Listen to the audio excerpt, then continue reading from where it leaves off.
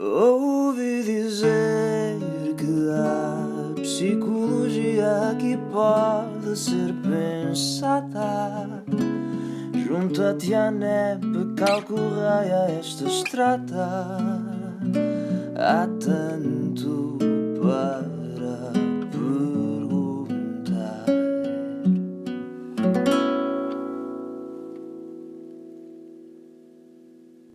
Olá, bem-vindos e bem-vindas a mais um episódio do podcast Ouvi Dizer, da ANEP. Eu sou a Adriana. Eu sou a Beatriz. Pronto, e hoje trazemos-vos um tema um pouco controverso. Mas quem melhor do que o nosso orador para nos falar sobre ele? Dr. Miguel Ricot, muito obrigado pela sua presença. Antes de tudo, e para que os nossos ouvintes e as nossas ouvintes também o possam conhecer um bocadinho melhor, começámos por lhe pedir que falasse um bocadinho do seu percurso, de si, como é que surgiu esta vontade pela psicologia? Isso é recuar muito e perder se calhar muito tempo com coisas que depois se calhar não vão interessar às pessoas, mas de facto o meu percurso, eu só pensei em psicologia. Eu fiz 2 12º anos, vamos pôr as coisas desta maneira. Eu desde pequenino dizia que queria ser pediatra, vejam lá, e não trabalho nada com crianças hoje em dia na área da psicologia, portanto isto não é uma vinda para a psicologia como recurso para a medicina, não foi isso, mas eu desde miúdo dizia que queria ser pediatra e fui mantendo essa vontade ao longo do tempo e cheguei ao meu 12º ano e estava numa fase meio adolescente difícil e, portanto, não andava com grandes notas, e então decidi, percebi que não entraria nunca em medicina com aquelas notas e decidi fazer uma interrupção, anulei a matrícula e fui trabalhar um ano para uma empresa de factoring, na altura, aquilo até correu bem. Foi giro, era uma malta muito nova, eu era o mais novo de todos, não é? Mas não deixava de ser malta muito nova que trabalhava na empresa. E depois, não sei, estive lá, depois desde o fim do primeiro período, passei o verão e depois no ano seguinte fiz o 12º à noite e continuei a trabalhar na empresa durante o dia. Durante o dia não, trabalhava de manhã, fazia à noite, só sexta-feira que trabalhava o dia todo, o 12º ano tinha 3 disciplinas, portanto dava para estas coisas. E não sei onde é que eu fiz a mudança, não tenho essa memória, não tenho essa consciência, mas sei que cheguei ao fim desse 12º ano e eu queria psicologia e só me candidatei a psicologia. E, portanto, de onde é que veio a vontade, não sei, mas deve ter vindo de um contacto diferente e de uma perspectiva diferente, em termos profissionais com as pessoas e, se calhar, de alguma maturação do meu funcionamento, que com certeza deve ter surgido nessa altura, e que me fez perceber que era a psicologia que eu queria. Portanto, não pensei mais nada, só me candidatei a psicologia e pronto, e depois entrei na altura em Ciências da Saúde, porque depois foi curioso, foi no ano em que na psicologia não havia provas específicas, não houve provas específicas. No ano anterior, a média de entrada em psicologia só havia ainda 3 faculdades, Porto, Coimbra e Lisboa na altura, no ano anterior. E a média era de 13, mais ou menos. E eu tinha uma média para aí 16. E, portanto, estava perfeitamente tranquilo, disse, então não houve exames específicas. Eu disse assim, vou entrar na faculdade sem ter feito um exame na vida. Ok? Andei-me a gabar disso a toda a gente, não é? Porque o meu professor só tinha havido a PGA, que era o que havia a Prova Geral de Acesso, que era um exame de cultura geral, que eu fui para aí 2 ou 3 anos ali. E eu até fiz os 2, porque foi nos meus 2 12º anos. E, portanto, estava muito satisfeito com esta ideia, até que a média disparou lá para cima. Eu lembro-me que tinha-me candidatado a Porto, depois Lisboa, depois Braga, porque abriu o Minho pela primeira vez na SAN, e depois Coimbra. Se eu soubesse o que sei hoje, tinha ido logo para Coimbra, até porque se eu tivesse posto Coimbra em primeiro lugar, tinha entrado em Coimbra. Não é? Assim não entrei a lado nenhum, fiquei de fora. E comecei a pensar, bem, eu vou ser bancário agora o resto da vida, porque eu estava lá na empresa, as coisas estavam-me a correr bem, eles gostavam muito de mim, e portanto, tinha até evoluído bastante naquele ano e tal. Até que um amigo meu me telefona, que sabia que eu queria ir para a psicologia, estava tristíssimo, a dizer que o Instituto Superior de Ciências da Saúde, que eu nunca tinha ouvido falar, ia abrir psicologia nesse ano. Não é? Eu lá fui falar com a minha mãe, pedindo-lhe socorro, se ela me pagava os estudos, e ela pagou. E então lembro-me que fui então para o Instituto, lá aceitaram, e que foi uma coisa muito gira, porque era uma turma muito pequenina, porque aquilo era uma coisa que estava a começar, só tinham medicina dentária e abriram psicologia naquela altura, imagino eu, porque era um curso barato. E, portanto, aliás, chamavam-lhe psicologia clínica, que não deixa de ser curioso. O primeiro e o segundo ano eram surreais em termos de formação na altura. Hoje é tudo diferente, felizmente, porque era colado à medicina, que era para de alguma forma eles rentabilizarem recursos. Basicamente, a ideia que eu tenho é essa. Seja como for, foi muito feliz porque éramos 17 alunos, porque depois queria ir tudo para dentário, então de psicologia de facto ficamos 17 naquela turma, que foi uma turma que fez ali, desbravou ali um caminho diferente de todos os outros, porque tínhamos uma relação muito próxima com os professores, todos os professores que foram lá, foi na altura porque eram amigos do Custódio Rodrigues, que era o mentor do curso, que já faleceu há muitos anos, e que tinha muito nome na saúde mental, então toda a gente vinha e dizia, só venho porque o professor Custódio me pediu, não é? E fizeram basicamente um ano ali de formação. Portanto, foram professores e um corpo docente fantástico na altura que fomos tendo, sobretudo nos 3 últimos anos, vamos pôr as coisas desta maneira. E pronto, e muitas das pessoas, é curioso, isto não há de ser por acaso, não é? Uma delas é o Eduardo Carqueja, falávamos nele há bocado na nossa entrada, não é? Que foi meu colega de curso, o tal Alexandre Antunes está hoje na direção da Ordem dos Psicólogos também, lembro-me lembrar assim de repente do José Carlos Rocha, que também tem um percurso altamente relevante da psicologia. Acho que quase todos os colegas que tiveram têm um percurso altamente relevante da psicologia. Houve um que desistiu, entretanto, da psicologia, não é? Que até por acaso estava muito bem encaminhado, nunca percebi porque é que ele fez isso, mas a verdade é que foi um curso muito engraçado, porque era muito coeso. Foi o primeiro, tivemos as dificuldades de quem eram os primeiros num determinado percurso, tivemos a vantagem também de termos sido esses primeiros, e acho que nos deu também alguma resiliência, imagino eu. E pronto, e portanto, depois a partir daí a vida acontece por acaso, e vejam, isto já está aqui uma série de acasos, né, na vida e que condicionam as nossas opções. Se aquele meu amigo não me tivesse telefonado, eu hoje, se calhar, não era psicólogo, era bancário, não é? Se calhar era rico, não é? E hoje, assim, eu tenho, não é? Sou muito mais pobre por ser psicólogo, mas provavelmente sou mais realizado em função disso. Agora, seja como for, depois encontrei a ética também, por acaso, no caminho, não é? Logo no início, porque me pediram para colaborar num estudo para avaliar crianças surdas, e era por causa dos implantes cocleares. Não vou agora estar a perder muito tempo a contar isto, eu quando começo a contar estas histórias entusiasmo, mas tinha a ver com o nosso professor de ética, que era médico no Hospital de São João na Faculdade de Medicina, e pediu-nos para fazer. Depois fui ficando na faculdade, e em 2000 assinei contrato com a faculdade. Entretanto, tinha começado a dar aulas na Universidade Portucalense, não em psicologia, mas foi uma oportunidade que surgiu na altura e que foi boa de aproveitar, porque eles estavam a fechar um polo e precisavam de um professor e fechar o polo, no fundo, foi um bocado essa a ideia com que eu fiquei, mas foi também uma experiência interessante que me permitiu começar devagarinho até na área da docência e pronto, depois o percurso foi-se fazendo, cheio de vicissitudes, mas sempre muito ligado à ética. E, portanto, depois a minha formação e a minha experiência foi sempre marcada por isso, mas na minha expectativa muito bem, na minha perspectiva muito bem, porque eu sempre defendi que a ética era a boa prática da psicologia.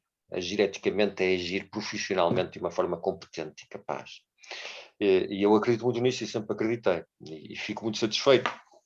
Agora, de repente, não é ter sido eleito para o Conselho de Especialidade de Psicologia e Clínica da Saúde, porque me traz, no fundo, a validação, não é? Se as pessoas reconheceram que eu seria uma pessoa capaz para poder desempenhar esse papel, espero que não se tenham enganado, não é? Significa que reconheceram de alguma maneira que a minha base, não é, académica da ética e a minha reflexão sobre a profissão valida essa ideia de que, de facto, pode promover a boa prática, a prática de excelência, que é isso que tentamos fazer nos conselhos de especialidade e, portanto, esperemos daqui a algum tempo confirmar que as pessoas tinham razão, e eu também espero que sim. E é mais ou menos isso, já falei muito. Doutor Miguel, vamos então iniciar o nosso tema, ok? Uhum. Portanto, eu ouvi dizer que quando existe a vontade de interromper voluntariamente a gravidez ou quando se pretende mudar de sexo, à partida é aconselhável algum tipo de acompanhamento psicológico ou de avaliação psicológica. Nesse sentido, quando o objetivo é terminar a vida, por que razão, à luz do projeto de lei da despenalização da eutanásia e, consequentemente, do suicídio medicamente assistido, não é necessário obrigatoriamente essa avaliação e esse acompanhamento psicológico? Muito bem, temos que ir por várias partes. A noção de obrigatoriedade é uma coisa que me incomoda sempre muito em psicologia, como é evidente, eu gosto de dizer altamente aconselhável. E tem a ver com aquilo que vendemos às pessoas, e isso fazer parte do processo, eu acho que deve fazer. É evidente que a intervenção psicológica nunca poderia ser obrigatória. Tivemos o mesmo problema, falou na interrupção voluntária da gravidez, tivemos exatamente o mesmo problema. Houve uma grande resistência, sobretudo numa fase inicial, à introdução da psicologia aí. Havia uma corrente que defendia, não, os psicólogos entrarem aí vão diminuir a liberdade das pessoas em decidir. Muito com medo que os psicólogos fossem a influenciar as pessoas em função dos seus próprios valores, fossem eles quais fossem, e tendo sido na altura a questão da interrupção voluntária da gravidez também um tema fraturante na sociedade, em que metade das pessoas concordava e metade não concordava, achar que poderia haver muitas pessoas, e como os psicólogos não deixavam de ser considerados profissionais de saúde, e os profissionais de saúde eram sempre um bocadinho mais resistentes a este tipo de mudanças, porque também mexia com as suas práticas e alterações nas suas práticas, evidentemente tinha-se medo que os psicólogos influenciassem depois as mulheres, não é? No sentido de elas não interromperem a gravidez, o que é um disparate pegado, e que mostra bem aquilo que falávamos até há pouco, antes de começarmos, daquilo que é o desconhecimento daquilo que são os objetivos da psicologia, que é tudo menos influenciar, aliás. Não? O grande cuidado que nós temos no nosso treino é percebermos bem, estejam bem cientes do que vocês são, do que acreditam, do que não acreditam, de como funcionam ou não funcionam, porque isso não é chamado para aqui. O que nos interessa é ajudar as pessoas a partir da ciência psicológica, e com a ciência psicológica é ajudá-las a perceber quem elas são, para dessa forma conseguir em conjunto com elas definir o que é melhor para elas, que seguramente seria diferente daquilo que seria melhor para mim se eu estivesse no lugar delas. E, portanto, isto é muito daquilo que é psicologia. E, portanto, a primeira resistência eu acho que vem daí, porque isto não se ultrapassou totalmente. É evidente que nessas práticas que depois se tornam mais consensuais e mais tranquilizadoras, as pessoas não reagem tanto, já não têm tanto medo que isso aconteça. Em práticas onde isso acontece dessa maneira, evidentemente isso acontece. Outras vezes, como também pode ter acontecido, e estou a falar um bocadinho de cor, porque não acompanhei o processo, na questão, por exemplo, da mudança de sexo, são às vezes negociações que entram até para, de alguma forma, o que também não deve ser o objetivo, não é? Mas claramente, e na mudança de sexo tem aqui uma dimensão que a mim me preocupa e que me incomoda um bocadinho mais na psicologia, porque não acho que seja de todo o papel da psicologia, ainda que deva dar um contributo, que é a avaliação, não é? De sim ou não. E eu acho que a psicologia não pode ser de sims e não. Okay? Porque isso era trazer à psicologia uma dimensão de objetividade que ela não tem nem que se pretende. Dá-nos ideias, dá-nos pressupostos, dá-nos orientações, dá-nos convicções até, mas não nos dá certezas, como é evidente. E, portanto, o 0 e o 1, que é evidente que é importante do ponto de vista jurídico, eu acho que deve ser sempre assumido pelos médicos. Não é? Que naturalmente depois fazem um diagnóstico e têm que fazer um sim ou não e que tomam essa definição. E eu não gosto nada de confundir, nem de entrar no campo dos outros, como também não gosto que os outros entrem nos nossos campos, apesar de, evidentemente, haver muitas zonas que são comuns. E, portanto, nessa perspectiva, não acho que a gente deve fugir do 0 e do 1. Nós ajudamos e damos informação, até outros profissionais podem ajudar a decidir, e, portanto, acho que isso é importante. Agora, em relação à morte antecipada, eu acompanhei o processo muito de perto, porque é uma área que desde que se começou a discutir isto, quer dizer, eu já discutia antes, até no contexto do meu trabalho na Faculdade de Medicina, porque a eutanásia era um tema que se discutia classicamente nas aulas de ética e que sempre despertou interesse aos alunos e às pessoas em geral. E, portanto, eu já o discutia e fui refletindo como psicólogo. E aquilo que sempre achei que era uma área que nunca foi explorada de uma forma conveniente em nenhum dos países onde existe legislação sobre morte antecipada, não é? Foi o processo de tomada de decisão, que era o que mais me preocupava. Porque eu sabia e já tinha estudado as questões relacionadas com o suicídio, não é? Naturalmente, aliás, era uma área que eu tinha refletido muito e era um tema que eu sempre quis discutir muito com os psicólogos. Porque é que nós não aceitamos o suicídio das pessoas? Porque é que nós não aceitamos que a pessoa se suicide? E a explicação está claramente e reside no facto de sabermos que a esmagadora maioria das pessoas reverte na decisão de morrer, não é, por suicídio, e que, por muito que haja algumas que nós sabemos que não revertem, nós não sabemos à partida quais são e não temos forma de saber. Então temos que apostar naquilo que se pode apostar, é que a pessoa pode, não é, pode evoluir na sua decisão de morrer por suicídio, e portanto é a forma como lidamos com o suicídio. Agora, interessava saber, e a mim preocupava-me, pegando nesta dimensão da psicologia, quando olhava para a questão da morte antecipada pela psicologia, se isto acontecia também na eutanásia ou não.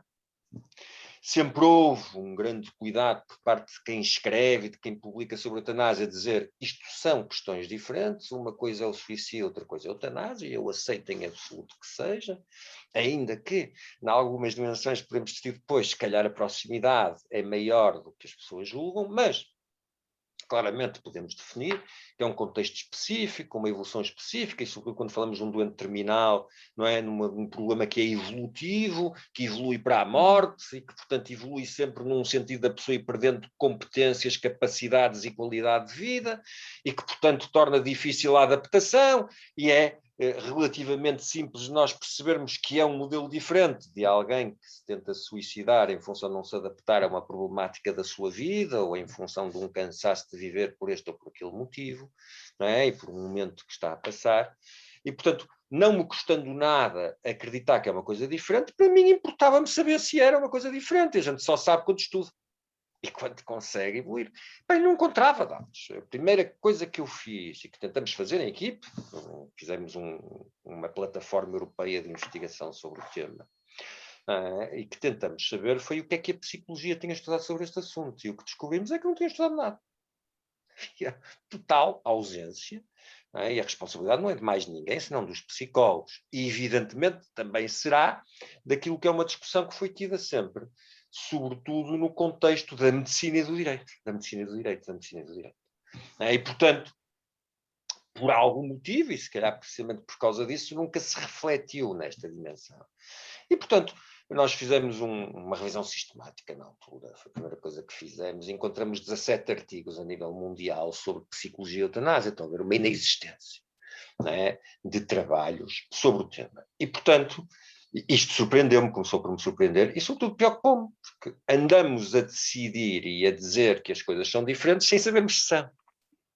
Andamos a tomar decisões sobre legislações, sobre um tema tão importante e tão complexo, sem ter nenhuma ciência que sustente que, de facto, que sinais podemos ter, para onde é que podemos olhar, o que é que podemos, de facto, aqui compreender naquilo que é um pedido de uma pessoa para morrer neste contexto. Não é? E que sinais é que podemos aqui encontrar que nos possam validar ou que nos possam, de alguma forma, compreender melhor.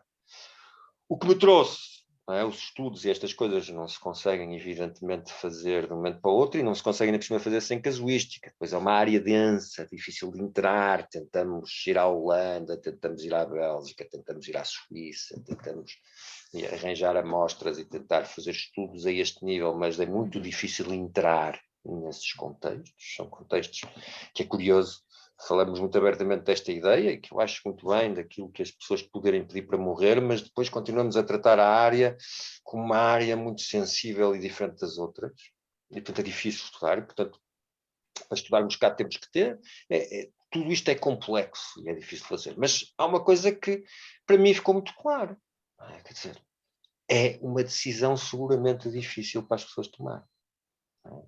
Isso é uma decisão seguramente difícil para as pessoas tomarem. E agora só estou a falar das pessoas, podemos falar depois de uma série de outras áreas, mas se é uma decisão difícil para as pessoas tomarem, eu acho que o papel dos psicólogos nessa tomada de decisão, na ajuda, não é no condicionamento, não é na avaliação, na ajuda, na orientação, eu acho que é central. Porque isso nós sabemos fazer e já sabemos que sabemos fazer, porque é o nosso trabalho. E, portanto, parecia-me impensável que agora fôssemos fazer uma lei em 2021, não é? Sendo a ciência psicológica cada vez uma ciência mais reconhecida naquilo que é o seu papel fundamental na orientação e na ajuda das pessoas precisamente a assumirem as suas próprias decisões e a sua própria forma de viver. que a psicologia não tivesse um papel central. E, portanto, uma das falhas, se calhar, desta mesma lei é um bocadinho essa Conseguiu-se questão. alguma coisa, e é importante dizer, Adriana, e eu já vou terminar, eu juro que vou tentar ter respostas mais curtas, mas, inevitavelmente, conseguiu-se uma coisa, que está lá uma referência à psicologia, nos deveres dos profissionais de saúde, que eles conseguiram. Eles disseram pomposamente, eu lembro, teve uma deputada que me mandou dizer, pode dizer ao professor Miguel Ricou que ele influenciou o processo legislativo. Eu pensei, bem, já ganhamos, vamos ter aqui coisa. Quando fui ver, havia uma nota nos deveres dos profissionais de saúde, os profissionais de saúde devem garantir o acompanhamento psicológico dos doentes. Esta nota existe, está lá no diploma legal, na legislação, que eu acho que é muito curto, como é evidente, não garante nada. Nem sei que a ideia, pensando eu na boa vontade do legislador, que eu acho que tem, era depois definir esse papel mais ao nível da regulamentação da lei quando ela passasse. Agora voltamos não ao princípio, mas voltamos a uma outra fase depois desta decisão do Tribunal Constitucional, mas a verdade é que eu acho que era muito curto. Sempre imaginei que tinha que haver uma parte, para os psicólogos aquilo tinha que fazer parte do processo, volto a dizer não obrigatoriamente, mas tinha que fazer parte e que estar claro, porque acho que nos dava a todos maior garantia daquilo que o pedido da pessoa corresponderia de facto à sua vontade. Perfeito. E nós queríamos explorar aqui esta diferença entre o que é o sofrimento e a dor. E nós sabemos que o conceito de sofrimento é bastante amplo e que nos remete para dimensões aqui do senso comum, um bocadinho mais ligadas com a biologia, tanto pela dor psicológica, social, relacional. Pronto, sabemos também que o sofrimento e a dor são conceitos até bastante distintos, sendo que o primeiro é um processo um bocadinho mais dinâmico e que varia de pessoa para pessoa e também de circunstâncias em que o mesmo se encontra. E a dor, então, é um conceito que remete mais para os sintomas de ordem física. No senso comum, estas acabam por se interceptar. Na sua opinião, e partindo também do pressuposto que o sofrimento depende da construção pessoal, como é que é possível definirmos o que é estar em sofrimento intolerável? Se é possível avaliar este sofrimento? Essa foi uma crítica que eu fiz ao acórdão do Tribunal Constitucional, que curiosamente não teve muito eco na imprensa, por muito que nós tivéssemos tentado passar essa imagem, porque acho que o acórdão do Tribunal Constitucional a esse nível é claramente incongruente e até diria contraditório. Quando dizem sim, sim, afinal o sofrimento é determinável, e como é que eles imaginam que determinam o sofrimento? E veja que eles foram buscar referência, eles foram buscar o Cassel, não é? Que são grande referência em relação ao sofrimento, mas depois também quiseram ir buscar outros autores que naturalmente criticam o Cassel, porque isto são conceitos difíceis de operacionalizar, e portanto também não vou agora estar a perder tempo com isso, porque de facto não temos tempo para isso, mas são conceitos complexos e difíceis e aceitamos isso, não é? Sobretudo aquela diferença entre a dor nociceptiva, a dor, não é? Ou uma dor que não é nociceptiva, mas que dói também, não é? Não dói no corpo, mas que há de ser diferente depois daquilo que é o conceito de sofrimento, que seria então, vamos dizer, a significação dessa dor para a pessoa e, portanto, essa dimensão muito mais pessoal que eu acho que é importante. Portanto, independentemente, não é, de a dor também poder ter um nível de subjetividade grande, o sofrimento é evidente. Tem que dizer respeito à pessoa por muita volta que se queiram dar. E, portanto, determiná-lo, como dizia, então, o Tribunal Constitucional, grosso modo, dizendo assim, os médicos, não é? Depois ainda fizeram o favor de dizerem que a ciência psicológica era um ramo da ciência médica, não é? O que foi também uma coisa que me agradou sobremaneira, não é? Mas dizer que os médicos, de acordo com o seu conhecimento sobre a ciência e sobre o diagnóstico, conseguiriam, em função disso, determinar o sofrimento, parece-me uma simplificação muito, muito grande de um processo que é querermos acreditar que se consegue determinar uma coisa que não se consegue de facto. E é importante a gente perceber que a única forma de aceitarmos uma legislação deste género, e é isto que é difícil depois para o legislador, é aceitarmos que não vamos ter uma forma absoluta e infalível de não errar. Não há volta. Que é isto que é a grande dificuldade do legislador. É conseguir aceitar e dizer às pessoas, e eu disse-lhes isto várias vezes, tem que dizer às pessoas que vamos fazer esta lei porque consideramos que é bom fazê-lo, e é bom para muita gente, seguramente. Mas o preço a pagar é que nos vamos enganar. Tal como hoje nos enganamos, deixando vivas algumas pessoas que queriam morrer e não as aliviando de sofrimento. Portanto, estamos a fazer mal o nosso trabalho quando fazemos isso, mas por uma limitação que é externa em função da legislação. Havendo essa possibilidade, também havemos nos enganar em sentido contrário. E é importante termos esta noção. Agora, o que queremos é diminuir o erro. E diminuir o erro passa por ajudar as pessoas a definirem, a pensarem sobre si próprias, sobre aquilo que está a acontecer, sobre a evolução, etc. E isso passa pela intervenção da ciência psicológica. E é isto que em absoluto nós defendemos. Não é que com a ciência psicológica vamos determinar o sofrimento, se ele é 50 ou é 100, e portanto o 100 dá e o 50, o 100 é intolerável e o 50 não é. Isto não existe. É diminuirmos a probabilidade de nos enganarmos quando conseguimos acreditar, quando a pessoa de facto não acredita, que se consiga adaptar e que para ela seja um caminho adaptar-se àquela circunstância. Seja porque não consegue, seja até porque não quer, não é isso que me preocupa. Esta diferença é esquisita de pôr, mas não é isso que me preocupa. Mas estarmos mais seguros que de facto é assim que acontece e que aquele pedido não é uma resposta desesperada a outra coisa qualquer. Então é isto que nós não vamos conseguir arranjar nenhum processo de evitar que possa haver erros, mas que podemos diminuir muitos erros se tivermos esta intervenção. Agora, é contraditório em que esse acórdão, já permitem só mais esta nota, quando depois diz o que não é determinável é a doença, a lesão definitiva, não é? Já não sei como é qual é a expressão que eu usei, mas extremamente grave, não é? De extrema gravidade. Não é? A lesão definitiva de extrema gravidade por consenso médico. Foi a forma que na altura o legislador encontrou para tentar. Então, eu vou dizer, a lesão de extrema gravidade definitiva, não é definitivo com certeza, mas a lesão de extrema gravidade, isso é que não é determinado. Então, nós conseguimos determinar o sofrimento intolerável, mas não conseguimos determinar a lesão definitiva de extrema gravidade. Eu percebo qual é uma lesão, o que é extrema gravidade, pode ser subjetivo, eu compreendo. Mas aquilo que eu penso e que tenho dito, não é, e que dizia na altura, acabou por ser um artigo de opinião, o que eu dizia era o seguinte, bem, mas se eu quisesse pensar numa lesão definitiva, portanto, incurável, que não é uma doença terminal. Porque a doença terminal a gente consegue determinar. É uma doença terminal. Pode demorar 6 meses, 1 ano, 2 anos, 3 dias, mas é uma doença terminal. A pessoa vai morrer daquilo, pode morrer de outra coisa qualquer antes, mas se não vai morrer daquilo. Ok? A lesão definitiva não é. Porque um dedo mindinho é uma lesão definitiva? A todos parece-nos que não. Bem, a não ser que eu fosse pianista. Estão a ver? Esta coisa é difícil, não é? Agora, o problema é a extrema gravidade. É definitivo, não se cura. O que é a extrema gravidade? Eu, se quisesse avaliar, eu não consigo pensar nisto de outra maneira. Também já me criticaram até colegas. Mas se eu quisesse avaliar algo que fosse de extrema gravidade para aquela pessoa, eu tinha que pensar no nível de sofrimento que provocava. Eu tinha que pensar, aquela lesão definitiva naquela pessoa provoca um sofrimento intolerável. Estava resolvido pelo acordo do Tribunal Constitucional. Que se eles conseguem determinar sofrimento intolerável, então já conseguiam determinar a lesão definitiva de sofrimento de extrema gravidade. Era aquela que provocava sofrimento intolerável. Evidentemente, porque é isso que nos preocupa. Nós só pensamos em ajudar as pessoas a morrer porque o sofrimento delas é intolerável e não vai ser mitigado. E, portanto, estamos a condenar a pessoa a viver em sofrimento. Então, se nós conseguíamos, não conseguimos, eu acho, não é? Mas o acórdão eu acho que é contraditório por causa disso. Eles dizem, o sofrimento intolerável a gente consegue. A lesão definitiva de extrema gravidade não conseguimos.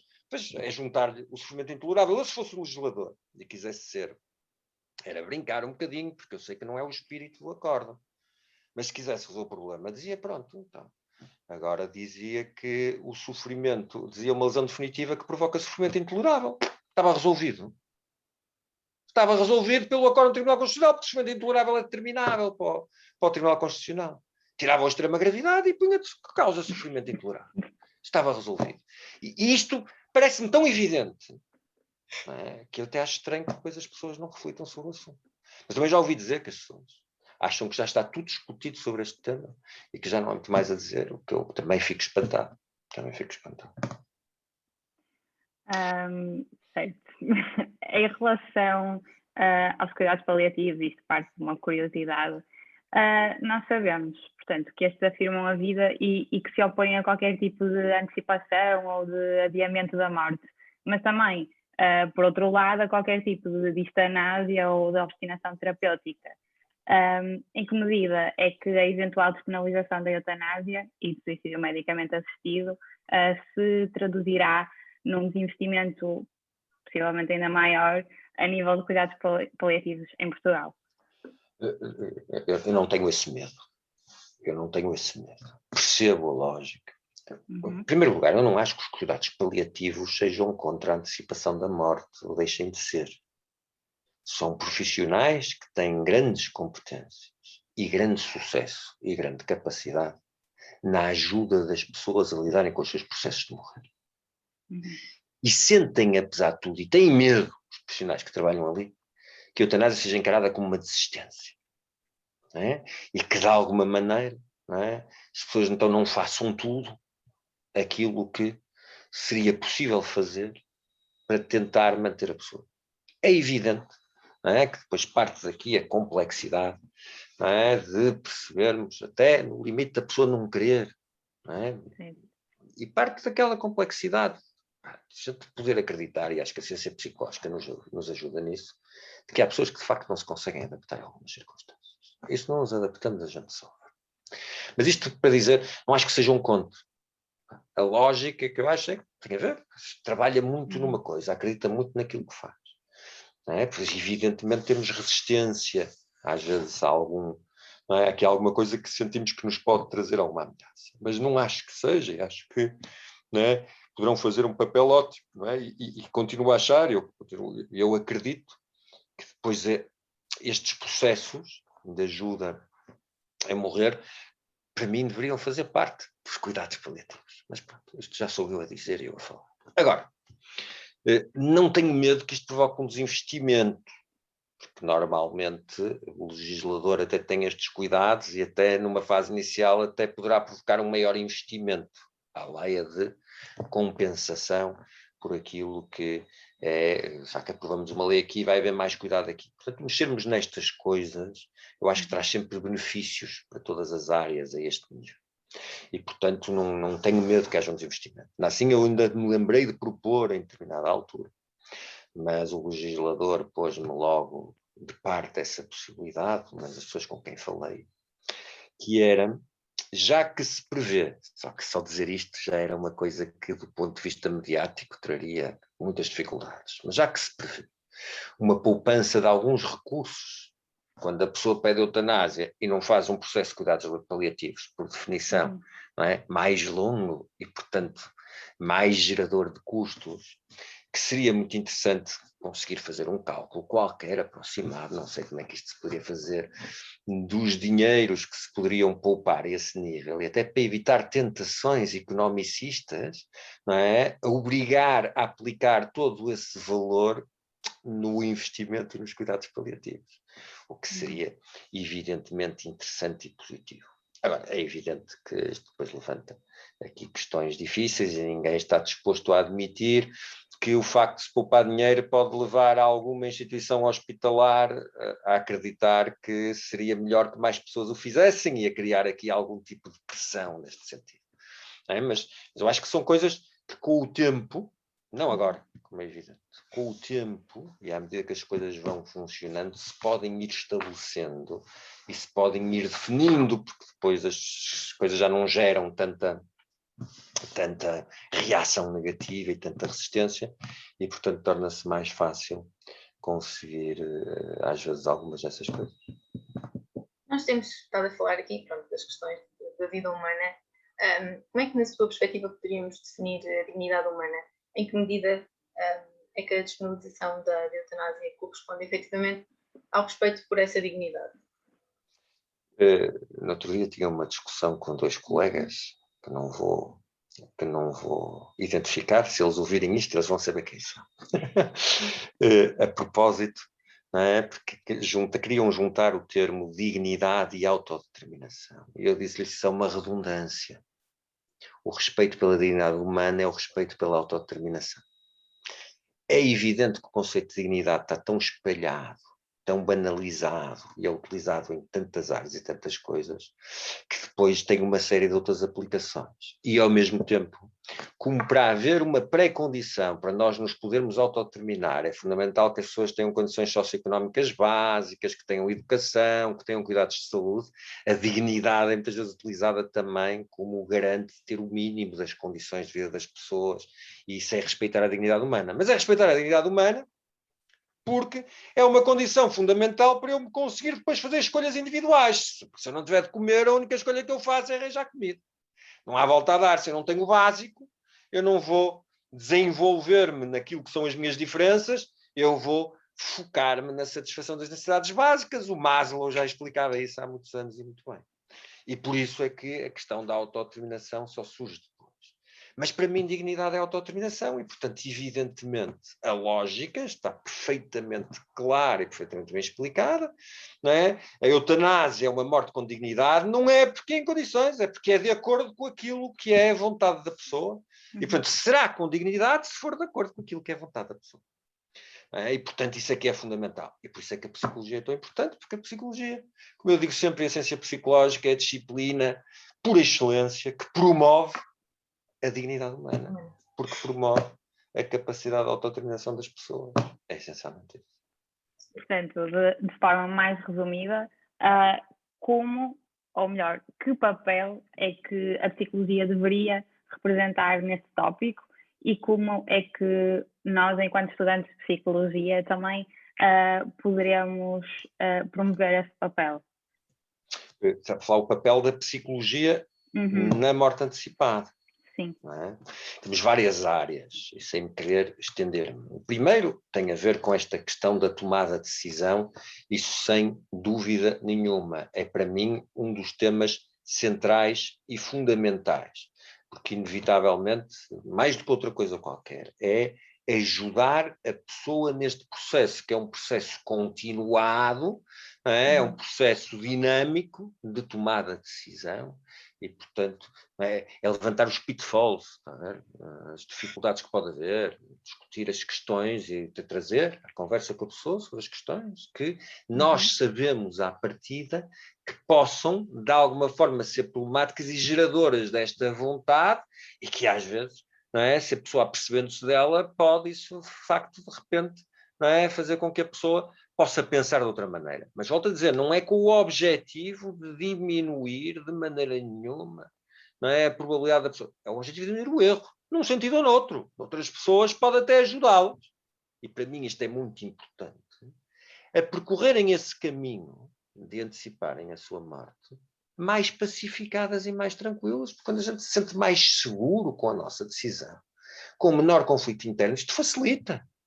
E diminui a probabilidade de mesmo esse processo ser um processo que a pessoa vive com medo, com dor, com dificuldades. Okay? Portanto, isto para mim é o papel por excelência da cabeça. Depois, é fácil imaginarmos aqui outros. Não é? Sempre aquilo que as pessoas põem da avaliação e a avaliação de competência, que é evidente que os psicólogos também trabalham a esse nível, não é? Mas volto a dizer, não é? Eu continuo a dizer, aí a decisão do 0 e 1, para mim, continua a ser do psiquiatra. É evidente que eu acho que o psiquiatra, se houver dúvidas, é ao psicólogo que deve pedir a avaliação, como é evidente, esse é o nosso papel, nós é que temos grandes competências na avaliação psicológica e neuropsicológica, e, portanto, nesse sentido, não é, existe esse papel também, não é, mas que é uma coisa paralela. Depois, temos as famílias. Não é? Como é que as famílias lidam? Uma das grandes, não é das grandes, uma das motivações perfeitamente aceitas na Holanda e na Bélgica para a pessoa pedir eutanásia é sentir-se um fardo, um peso para a família. Ok? Isto choca mais algumas pessoas, outras encaram isto com alguma naturalidade, se provoca-lhes sofrimento, não quer. Não é?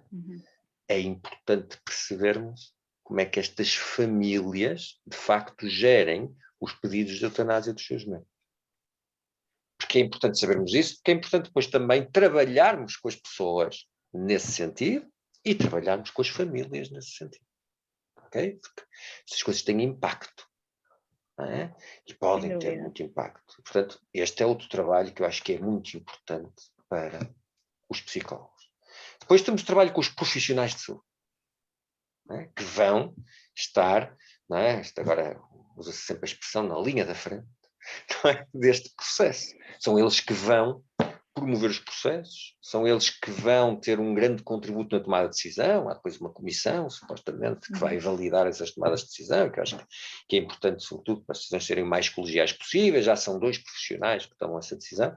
E vou dizer, a decisão é deles, não é dos psicólogos. O psicólogo e o processo do psicólogo nunca é, eu não fiz essa nota, mas quero que ela fique bem clara, nunca é de chegar ao fim e dizer sim senhor ou não senhor. Ou tenho dúvidas ou não tenho dúvida. O processo de intervenção psicológica é absolutamente privado e confidencial. Se alguém que tiver que partilhar algum resultado do que se passou ali, é o cliente, é a pessoa. Não é o psicólogo. O psicólogo, zero. Não tem que dizer sim ou não. A pessoa fez uma sessão, fez 2, fez 3, abandonou a meio, não abandonou, quis fazer, não quis fazer. É um problema da pessoa. Estamos ali para ajudar. E é importante, porque uma coisa é dizer pode-se ir ao psicólogo de repente. Outra coisa é fazer parte do processo. A pessoa vai lá. Não quer ir, vem-se embora. Ok? Mas há a oportunidade de, com este garante absoluto, isto é perfeitamente privado. O psicólogo não é para dizer sim ou não.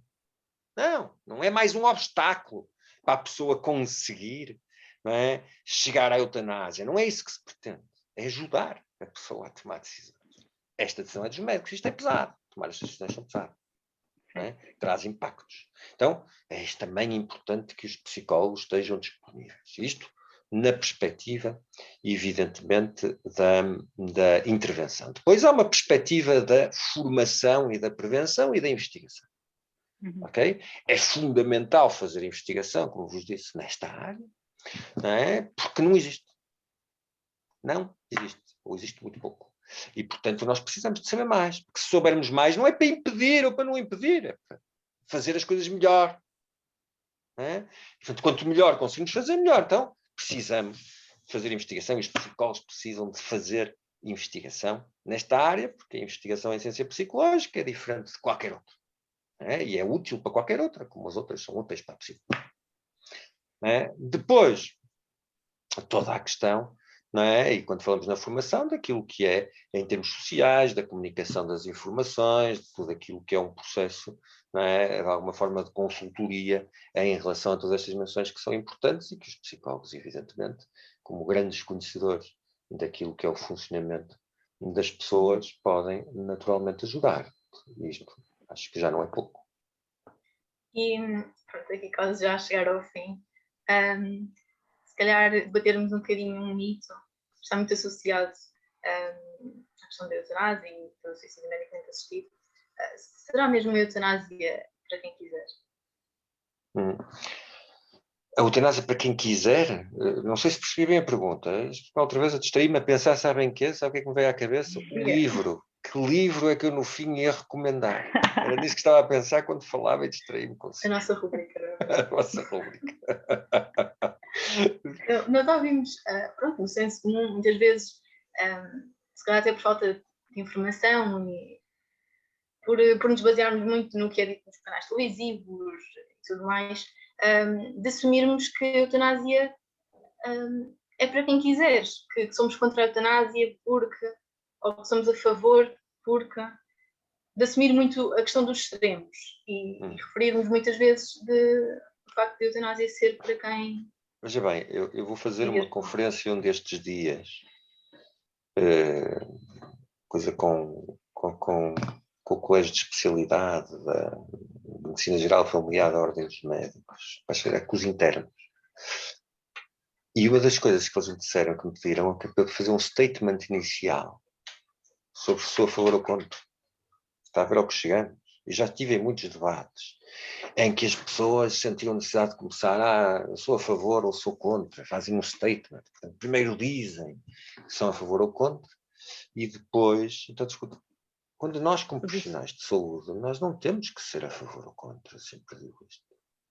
É evidente que as pessoas em tudo, quando têm que tomar umas decisões, têm que decidir sim ou não. Não há volta a dar. Mas ainda assim, este sim e não é muito largo, porque depende das condições. Ainda por cima num assunto como este, que é todo ele feito em dentes. É difícil. Olha, uma tese agora que vai agora ser defendida, mestrado na Faculdade de Medicina, que fizemos, e que era uma coisa que já veio de um conjunto de outros estudos preliminares, e que fizemos, comparando aquilo que é a posição, na altura, neste caso de médicos docentes das Faculdades de Medicina portuguesas, a opinião deles sobre a eutanásia, apresentando-lhes casos-norma, doente com doença terminal incurável, e casos específicos, especificação das condições, há quanto tempo, que doença é, casos específicos. As pessoas, quando leem os casos específicos, tendem a aceitar muito mais a eutanásia do que leem a caso normal. Isto é tomada a decisão das pessoas, está bem? Então, logo à partida, estarmos a dizer eu sou contra, eu sou a favor. O que eu estou a dizer é eu recuso-me a pensar mais neste assunto. E, portanto, vejo e olho para este assunto a partir desta dimensão.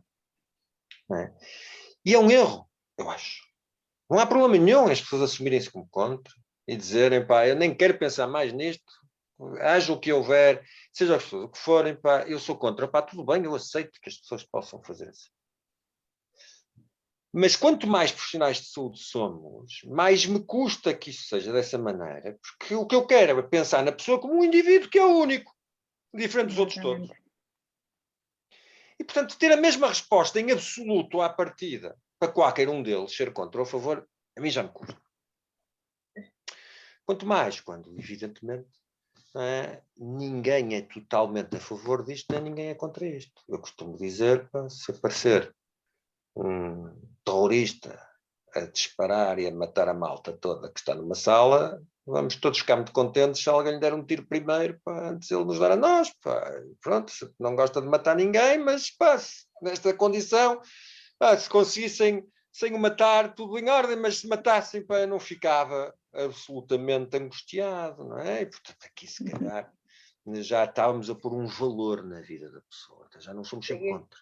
Daí a controvérsia até da como não temática, somos sempre a favor, Pois. não é? Porque todos nós estamos a discutir esta dimensão em determinadas condições, portanto também não é autonomia, não é porque a pessoa quer. A pessoa quer em determinadas condições, que nós as consideramos que são razoáveis, senão não aceitamos. E, portanto, é uma falácia. Sermos a favor ou contra. Então, nenhum de nós é a favor ou contra, no fundo, se quisermos pensar bem. E, portanto, o que temos é que definir aqui condições e, portanto, podemos ter, claramente, sensibilidades diferentes. Eu percebo tudo isso.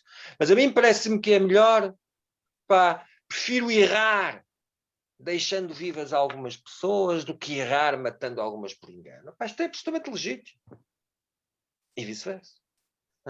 Agora, há condições e condições. Eu acho que é importante conseguirmos pensar nas coisas num mundo onde, evidentemente, cada vez mais reconhecemos a diferença entre as pessoas. Muito obrigada, doutor, pela sua perspectiva também face à temática. E é aqui chegado o nosso momento. É a minha angústia. É a minha angústia, que eu ainda não me lembrei de rigorosamente nada, porque eu não tive tempo para pensar, não é? Estava a tentar pensar por causa da sua pergunta. Eu atrapalhei-me logo, já não ouvi a sua pergunta. Mas ponham lá a rúbrica, e quando põem a rúbrica... Para quem está a ouvir e que pode também não conhecer, a rúbrica consiste aqui na partilha de um livro, de um filme, ou de um outro recurso cultural ou artístico acerca da temática que estivemos a conversar. E pronto, era a vez de chegar a vez do Dr. Miguel.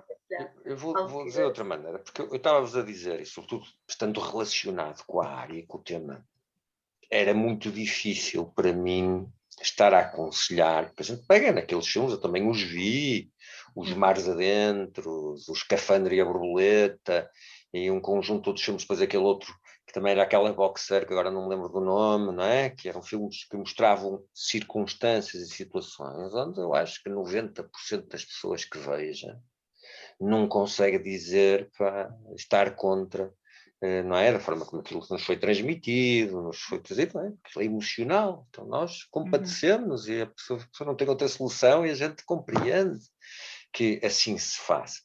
E, portanto, eu acho que são muito mais formas de influenciar depois posições do que nos fazer pensar sobre as coisas. É evidente, pode fazer pensar as pessoas que são contra. Sim, não acho que seja esse o caminho, porque de facto uma lei não é feita em casos particulares, uma lei é feita em normas gerais. E que nós temos que encontrar e temos que aceitar que não vai ser tudo como a gente queria, que não há panaceias nem soluções perfeitas. E, portanto, eu não gosto de aconselhar as coisas, e infelizmente este é um tema em que, como ainda é muito dicotómico, é relativamente difícil em tudo o que não é de facto científico, e mesmo na ciência traz dificuldades, de encontrar coisas que não estejam um bocadinho ideologizadas, não é? E que visem promover, não é? A alteração da opinião das pessoas em determinado sentido. Portanto, o que é que eu diria que seria importante que as pessoas vissem este nível? Lembrei-me de repente do Dan Ariely, okay? Que é um psicólogo americano, que faz e ganhou grande sucesso, também é um grande comunicador e faz uma série de TED Talks, e que trabalha muito esta questão da tomada de decisão e do papel da racionalidade das emoções, etc. Podíamos ir ao nosso Damásio, que também trabalha muito nessa área. Mas pronto, para pegar num psicólogo, no Dan Ariely, e que podem começar a ver alguns TED Talks dele sobre o tema. E depois, naturalmente, ler artigos e livros, porque de facto ele reflete muito sobre esta questão daquilo que é, até que ponto é que as decisões que nós tomamos são de facto decisões muito racionais, representam, e isto é muito aquilo que são as questões que a gente traz a este nível, que acho que é importante refletir. Volto a dizer, não para dizer sim ou não, mas para conseguirmos encontrar formas de diminuir as margens de erro, que é isso que todos queremos, e corresponder ao máximo àquilo que é a vontade das pessoas. Obrigada. Bem, Dr. Miguel, acho que foi um episódio bastante intenso e desde já agradeço-lhe todos os momentos de partilha. Para ti que nos ouves, esperamos que tenhas gostado, que te mantenhas connosco ao longo dos próximos episódios e que nos acompanhes, claro, nas nossas redes sociais, Facebook, Instagram e LinkedIn, para que não percas as mais recentes novidades da tua ANEP. Obrigada e até à próxima. Obrigado. Obrigada.